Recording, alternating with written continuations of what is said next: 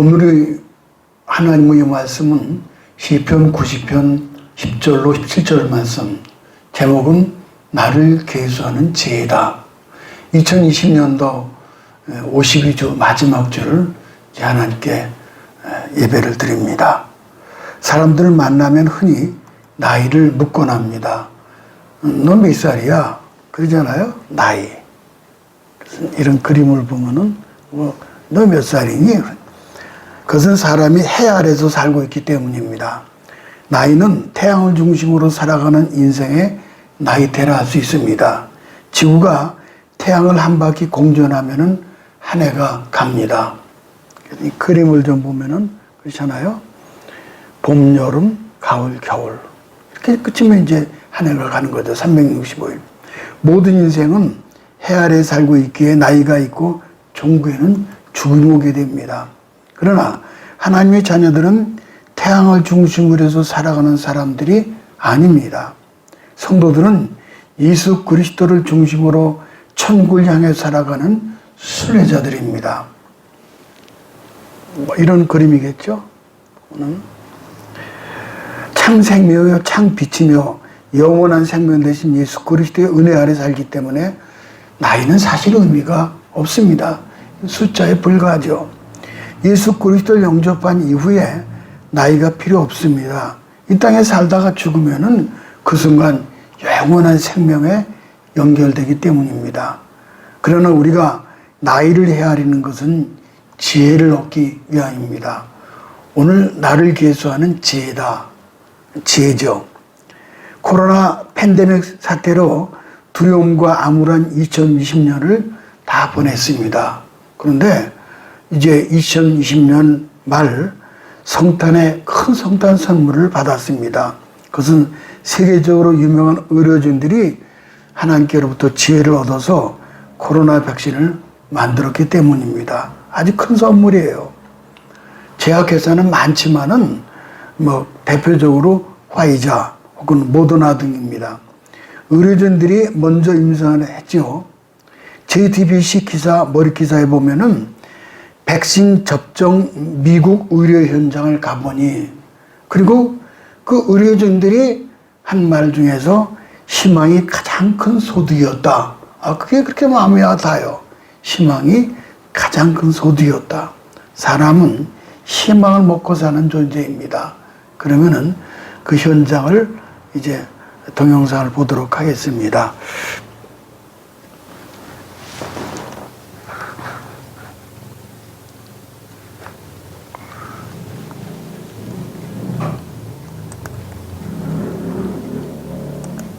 앞서 백신을 맞고 있는 미국을 참고할 필요가 있습니다. 지난주부터 화이자 백신 접종에 들어간 의료 현장을 저희 취재진이 직접 가봤습니다. 영하 70도를 유지해야 하는 화이자 백신을 어떻게 보관을 해서 접종을 하는지 확인했습니다. 볼티모어에서 김필규 특파원입니다. 미국 볼티모어에 있는 사이나이 병원은 지난주 화이자 백신이 들어와 초기에 접종을 시작한 곳 중 하나입니다. 백신을 직접 맞은 의사들과 이야기를 나눠봤습니다. Great. It felt just like a flu shot.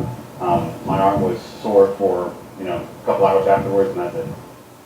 접종을 맞은 다른 의료진에도 어지러움이나 알레르기 같은 부작용은 없었다고 했습니다. 시나이 병원에 백신이 들어온 건 지난 16일. 꽁꽁 포장돼 옮겨진 박스에는 초저온을 유지하기 위해 드라이 아이스가 가득 차 있었고 내부 온도를 화이자 본사에 실시간 전달해주는 센서와 GPS 장치까지 달았습니다. 작은 약병을 빼곡히 담은 이른바 피자 박스라는 트레이째로 영하 70도의 특수 냉동고에 넣습니다. 여기서 30일까지 보관할 수 있습니다. 병원에서 마련한 냉동고는 한 대당 $20,000, 우리 돈으로 2천만 원이 넘습니다. 집단 면역까지는 갈 길이 멀지만 병원 분위기는 벌써 달라졌습니다. Now I think the problem is burnout. Essentially, all the nurses and physicians are starting to become extremely, overwhelmed. Yeah, I think the distribution of the vaccine is going to bring a lot of relief to our staff. And all we're feeling is optimism and gratefulness. 의료진이라도 강제로 접종할 수 없어 신청자를 받았는데 이틀 만에 4,000명이 지원했습니다. 소아병동의 크루그먼 부원장도 그중 한 명입니다. Inpatients in the hospital and sick children and who have COVID, I'm much more afraid of getting COVID. Getting first in line made a lot of sense. 접종을 마친 의사와 간호사들은 소셜미디어에 인증사진도 올렸습니다. 마스크를 쓰라고 그리고 거리 두기를 해야 한다고 했던 의료진은 이제 백신 접종을 당부합니다. We wouldn't ask you to do something we're not doing. In addition, we read the studies, and we know the data, and it's a very, very safe vaccine that is very effective. 볼티모어에서 JTB 김슬기입니다.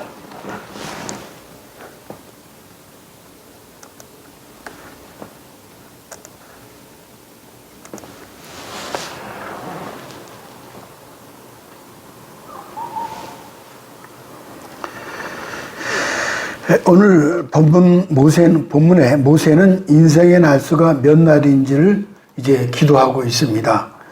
하나님께서 허락해 주셔야 살아가는 날들을 어떻게 무엇을 위해 살아갈 것인가를 하나님께 신중하게 묻고 있습니다. 한 노인이 청년들을 모아놓고 인생의 나이에 대해서 훈계를 하였습니다. 내가 웃고 즐기던 어린 시절에는 시간이 마치 기어가는 것처럼 천천히 지나갔다. 내가 꿈을 꾸고 이야기했던 청년 시절에는 시간이 빠르게 총총걸음처럼 지나갔다. 내가 성인이 되었을 때 시간이 마치 뛰어가는 것처럼 지나갔다. 내가 장년이 되어서 능력을 과시하며 활동을 시작했을 때는 시간이 구름처럼 날아가 버렸다. 내 머리가 흰색으로 변하여 노인이 된 지금 시간은 이미 다 지나가 버렸다는 것을 깨달았다. 본문은 모세의 기도로 40년 광야 생활을 마친 무렵 120세가 되자 하나님의 부름을 앞두고 있습니다. 그래서 지난 세월을 돌이켜보고 인생 무상과 하나님을 잘 섬기는 방법에 대해서 우리에게 교훈을 전해주고 있습니다. 첫 번째, 인생의 연수와 날을 계수하는 지혜가 필요합니다. 10절, 12절을 가볼까요? 우리의 연수가 70이요 강건한 80이라도 그 연수의 자랑은 수고와 슬픔뿐이요 신속히 가니 우리가 날아가나이다. 우리 날 계수함을 가르치사 지혜로운 마음을 얻게 하소서. 전도자는 전도서 3장 1절에 범사에 기한이 있고 천하에 만사에 때가 있다라고 말씀하셨습니다. 때와 기한은 아는 지혜가 인생을 승리로 하게 하는 매우 중요한 지혜 중에 제일 할 수가 있습니다. 사람이 태어난 이래 많은 이들이 한결같이 물어오는 것이 있습니다. 사람은 어디서부터 왔으며 무엇 때문에 살며 장차 어디로 가는가 합니다. 이것은 모든 인간의 궁극적인 질문이기도 하죠. 사람은 공간적으로 말하면 한 평의 공간을 채울 수 없습니다. 또 시간적으로 밤의 한순간에 지나지 않습니다. 한경점. 더구나 사람 일생은 잠깐 지나갑니다. 이렇게 연말이 가까우면 이와 같은 생각에 사로잡히게 됩니다. 모세의 이러한 기도는 출애굽 1세대들이 70, 80세를 못 넘기고 자신들의 죄로 인하여 광야에 다 죽어가는 모습을 바라보면서 안타까움에 몸을 떨면서 지은 기도문의 형식의 시입니다. 4절에 보니까 주의 목전에 천년한 지나간 어제 같으며 밤의 한순간 같을 뿐이다라고 말씀합니다. 순간, 경점은 밤을 4등분해서 한 부분으로 잠자고 있는 사람에게 있어서는 그 시간은 무의미합니다. 창세기 5장에 나오는 구약의 무두셀라는 수명이 무려 969세까지 살았으므로 1000년까지 이르는 경우입니다. 그러나 그런 긴 세월도 하나님 눈에는 그 길이가 한순간, 한 밤의 한 경점 같다라고 말씀합니다. 그렇다면 수명이 7, 80년 정도 사는 당시의 인생이란 얼마나 허무한 세월이겠습니까? 그래서 야고보는 야고보서 4장 4절에 내일 일은 너희가 알지 못한도다. 너희 생명이 무엇이냐? 너희는 잠깐 보이도 없어지는 안개니라. 그렇게 말씀하셨어요. 인생 세월에 대해서 여러 가지로 설명하잖아요. 덧없는 세월, 흐르는 물 같은 세월, 구름 같은 세월, 초로 인생, 풀의 꽃 같은 인생 등 이런 표현들은 모두가 인생은 아주 짤막하게 살다 간다는 뜻입니다. 그런데 이 사실을 모르고 살아온 것이 우리 인생이에요. 청춘도 잠깐 아닙니까? 신성일의 맨발의 청춘 기억나시죠? 우리 젊었을 때 맨발의 청춘. 이 그림을 좀 보죠. 신성일, 엄앵란. 저렇게 젊었을 때가 있는데 다 떠나갔잖아요, 이제는. 인기도 잠깐이요, 명예도 잠깐이요. 그러나 인생은, 그런 인생이 더덥고 허무할 수밖에 없습니다. 이스라엘 지혜서인 탈무드에 보면은 한정되어 있는 것이 무엇인가라는 질문이 나옵니다. 즉, 인간이 평생 동안 쓸 수 있는 것 가운데 가장 귀중한 것은 무엇이냐? 그런 질문입니다. 거기에 답변으로서 인생에 있어서 가장 중요한 것은 돈이 아니라 시간이다. 그렇게 말씀해 주고 있죠. 돈이 아니라 시간이라는 거예요. 오늘날 사람들은 자기에게 주어진 것 중에 가장 중요한 것이 돈이라고 착각합니다. 또 한 번 지나간 시간은 돌이킬 수 없습니다. 나갔던 돈은 다시 돌아올 수 있지만은 한 번 지나가는 시간은 다시 돌아오지 않습니다. 지나간 내 청춘 한 번 가면 돌아오지 않습니다. 눈과 시간에 대해서 이렇게 얘기를 했습니다. 1년의 소중함을 알려면은 오늘 암 진단을 받고 정확히 1년 뒤에 죽게 될 사람에게 물어보라. 한 달의 소중함을 알려면은 한 달 먼저 미숙아를 낳은 부모에게 그 심정을 물어보라. 하루의 소중함을 알려면은 어머니의 영매를 하루 앞둔 이 아들의 심정을 한번 생각해 보라. 한 시간의 소중함을 알려면은 한 시간 후에 만남을 애타게 기다리는 가족들에게 물어보라. 1분의 소중함을 알려면은 1분 차이로 미국행 비행기를 놓쳤을 때를 생각해 보라. 1초의 소중함을 알려면은 1초 사이로 삼풍백화점이나 성수대교를 건너온 사람을 생각해 보라.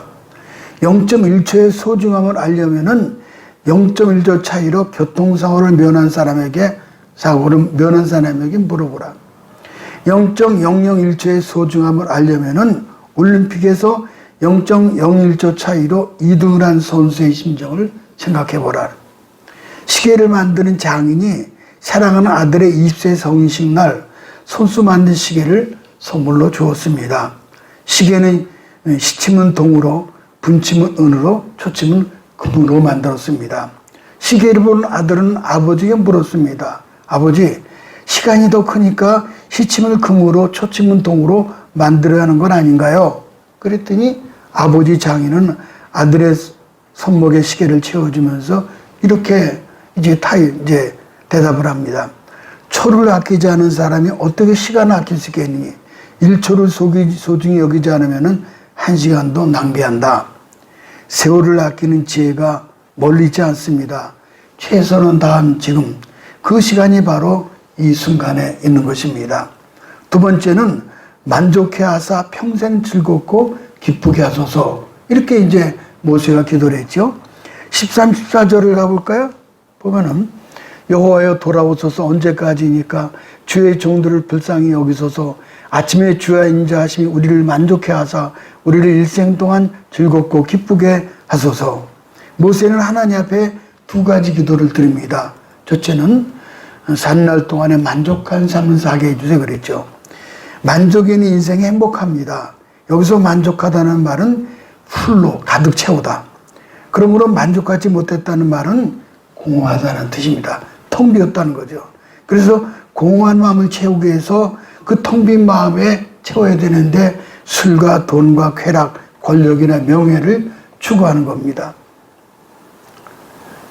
하지만 몇 주 몇 달 후 당연한 것으로 받아들인 후 또 다른 그러니까 만족은 연기처럼 다 사라져버리고 마는 거죠.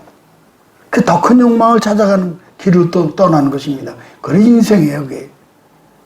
그러니 사람은 진정한 만족을 얻을 수 없는 것이죠. 이 그림을 좀 볼까요? 이 보면은 멋진 집, 멋진 자동차, 멋진 애인, 풍족한 은행 잔고, 당신이 행복하게 만들었던 것들이 몇 주 지나고 몇 달이 지나면은 당연한 것으로 받아들여지고 행복은 연기처럼 사라지더라. 행복은 연기처럼 사라지고 그리고 난 후 아마도 당신은 더 큰 욕망을 찾아 길을 떠날 것이다. 그러니까 인간은요, 만족이 없어요. 만족이 안 되는 거예요. 부와 명예를 간절히 바라며 살아가던 사람이 있었는데 이 사람이 하루는 꿈을 꿨습니다. 어떤 사람이 해뜰역에 동구 밖 큰 나무 앞을 지나는 수도자가 있을 테니 그에게 당신이 가진 보물을 제게 주십시오. 그러면은 그 보물을 줄 것이라는 거예요. 자면서 깬 그는 이게 길조다 싶어서 동구 밖 큰 나무 아래서 기다렸더니 정말 수도사가 지나가는 거예요. 그래서 길을 막고 당신의 보물을 주십시오. 그랬더니 수도자는 말없이 배낭에서 큼직한 보물을 꺼내주더라는 거예요. 놀라가지고 이런 귀한 보물을 알지도 못하는 자에게 그냥 줄 수 있습니까? 그랬더니 당신이 달라고 하지 않았습니까? 저도 그렇게 얻은 겁니다. 하고 길을 유유히 떠나는 겁니다. 보물을 얻은 사람은 너무 기뻐서 가슴이 터질 것만 같았고 아무것도 먹지 않아도 배가 불렀습니다. 즐거운 기분으로 들떠 있다가 문득 깨달은 것이 있어서 뒤쫓아갑니다. 그리고 이렇게 말합니다. 선생님, 보물을 돌려드립니다. 이것 말고 선뜻 내줄 수 있는 당신의 그 부유한 마음을 주십시오. 그런 거예요. 그 마음을 제게 달라는 거예요. 많이 가져서 만족합니까? 아닙니다. 문제는 마음입니다. 만족이 없으면 온 세상을 다 가져도 행복하지 않습니다. 인간은 만족은 끝이 없습니다. 그러나 시편 기자 모세는 만족의 비밀을 알고 있었습니다. 어떻게 만족할 수 있었습니까? 아침의 주의 인자, 이런 말을 하고 있어요. 그걸 노래하고 있죠. 여기서 아침은 인생의 진리를 일찍 깨달은 것이고, 인자라는 것은 하나님의 조건 없는 사랑, 언약의 성실한 사랑을 얘기합니다. 하나님의 다함이 없는 사랑을 맛볼 때 비로소 인생은 만족이 오는 겁니다. 사도 바울은 이렇게 만족을 얘기했죠. 빌립보서 4장 12절 13절 가볼까요? 그 본문은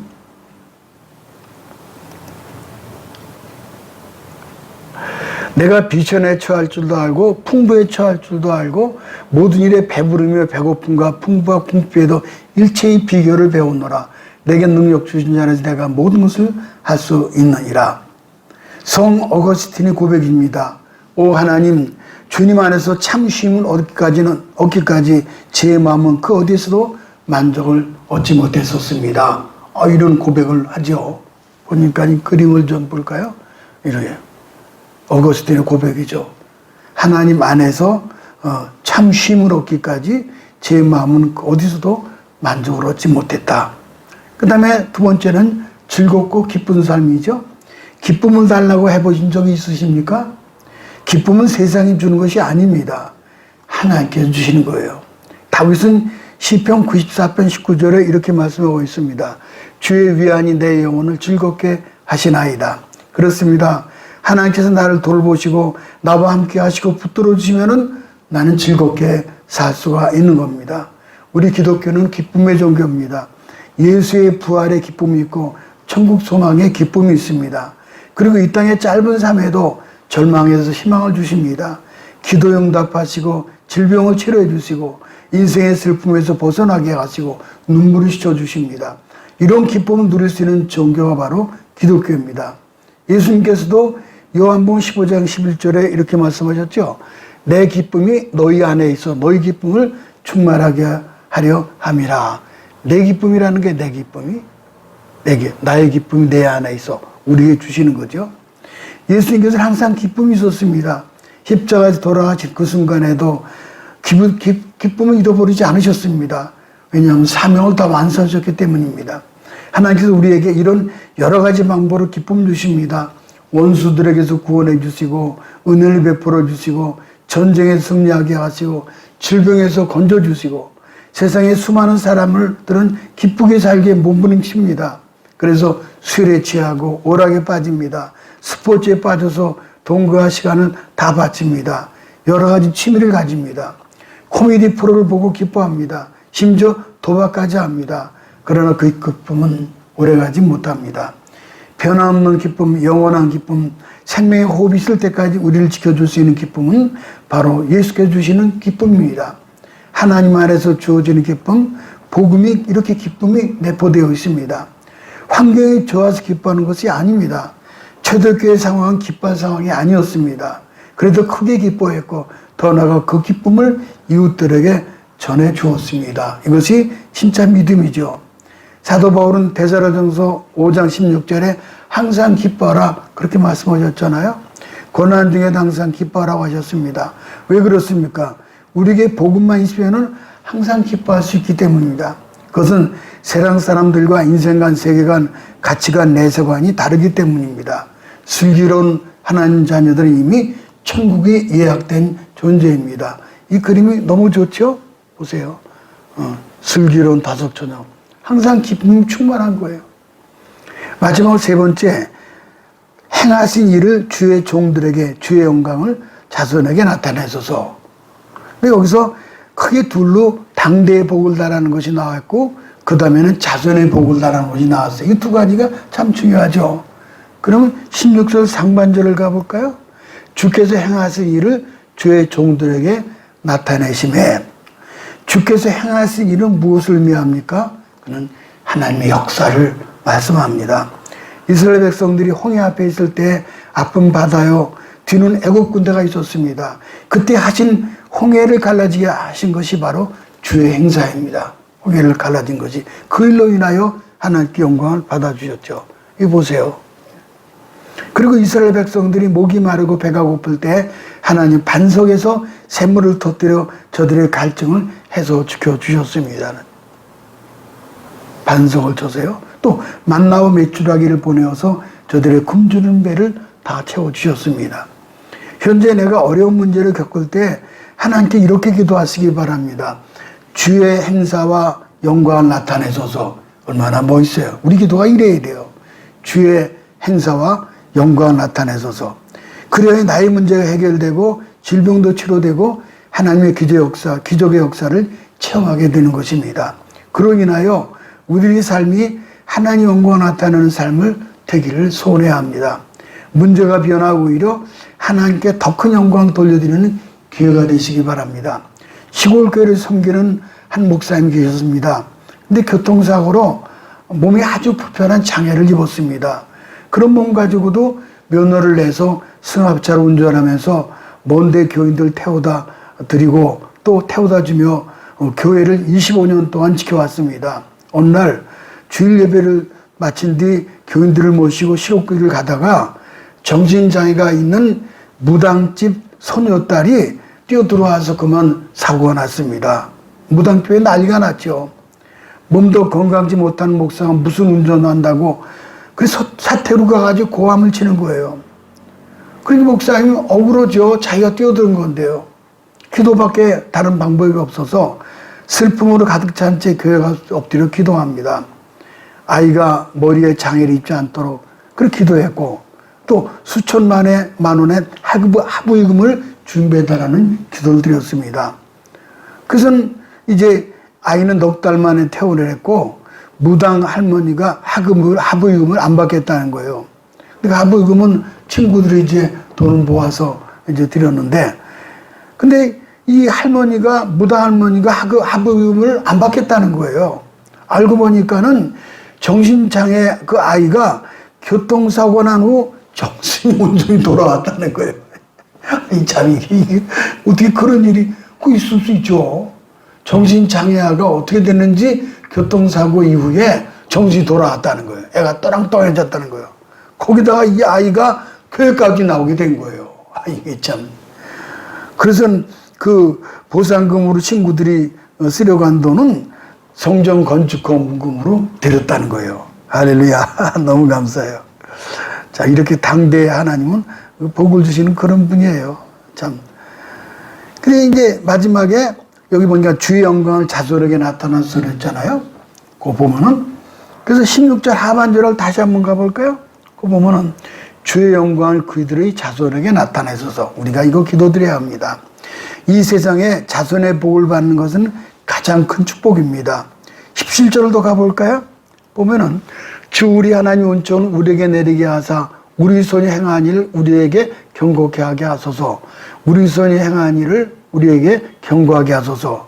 근데 여기요, 우리 손을 경고하게 해달라는 말이 두 번이 나와요. 이게요, 두 번 17절에요. 손을 경고하게 해달라는 뜻은 기도를 뜻합니다. 손을 경고하는 건 기도를 뜻해요. 그 기도가 수고가 헛되지 않게 해달라는 겁니다. 아주 구체적으로 드리죠. 영국의 유명한 청교도 정치가 크로멜이 있습니다.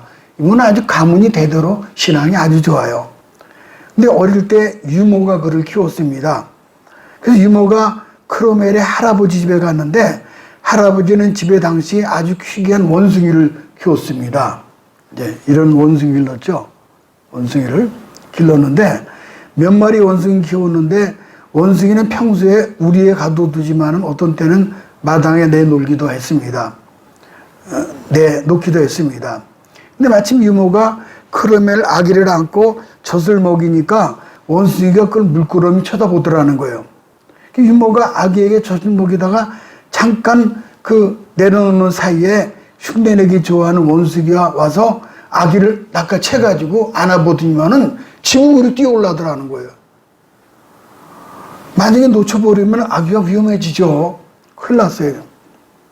근데 그 할아버지가 뭐 크롬웰을 온 가족들 다 이제 그 선대, 후대 다 신앙들이 좋으니까 할아버지 믿음이 굉장히 좋았어요. 보통 믿음이 아니에요. 그지만은 온 가족을 불러 모으더니 이제 크롬웰은 우리 손을 떠났다. 아유, 큰일 난 거예요. 원숭이가 채가지고 지붕으로 올라가 버렸어, 이거를. 크롬웰은 우리 손을 떠났다. 하나님, 그러니 하나님 앞에 기도하는 수밖에 없다. 우리 기도하자. 그리고 무릎 꿇고 이제 온 가족들이 다 나와서 마당에서 무릎 꿇고 온 가족들이 둥그렇게 이제 앉아가지고 합심 기도를 드립니다. 그랬더니 원숭이가 지붕에서 내려다보다가 마당으로 가만히 내려오더니만은 할아버지 옆에 앉아서 아기를 내려놓고 무릎 꿇고 기도 흉내를 내더라는 거예요. 그러니까 할아버지가 그때 이제 크로멜을 꽉 안은 거죠, 이제. 우리가 자식에 대한 위기가 많습니다. 아니, 내 손을 떠났을 때가 많습니다. 이때 우리가 할 일은 하나님께 무릎 꿇고 기도로 맡겨야 하는 겁니다. 예, 보세요.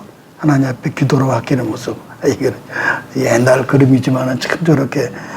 비록 기도의 흉내를 나나니 있더라도 하나님 앞에 무릎 꿇는 순간 기적은 나타나게 마련입니다.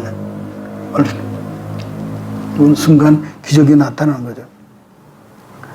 모쪼록 우리 비전의 성도들은 나를 계수하는 지혜를 얻어서서 모세와 같이 기도를 드리시기 바랍니다.